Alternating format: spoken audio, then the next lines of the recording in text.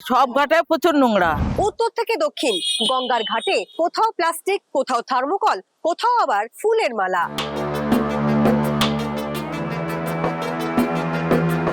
কোর্টের থেকে আইছে, আমাদের কোম্পানি পাঠাইছে। পুরসভা থেকে লোক আসেনি? পৌরসভার লোক কি জানে, আমাকে সাথে দেখা হয় না, কি করে বলবো। আর এবার ঘাট সাফাইয়ে নামলো কলকাতা বন্দর।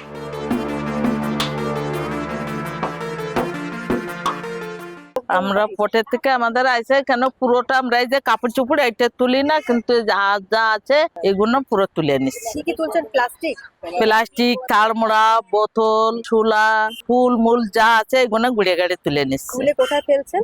ডাস্টবিনে ফেলছে। এখন তো রতনবাবুর ঘাট পর্যন্ত আমরা কাজ করি, দই ঘাটার তো রতনবাবু ঘাট। আমরা এই পলিথিন ছুলা এইসব উঠোচ্ছি। সব ঘাটই নোংরা দেখলেন?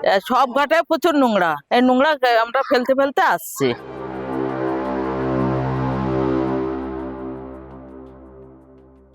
ফলো করুন আনন্দবাজার.com।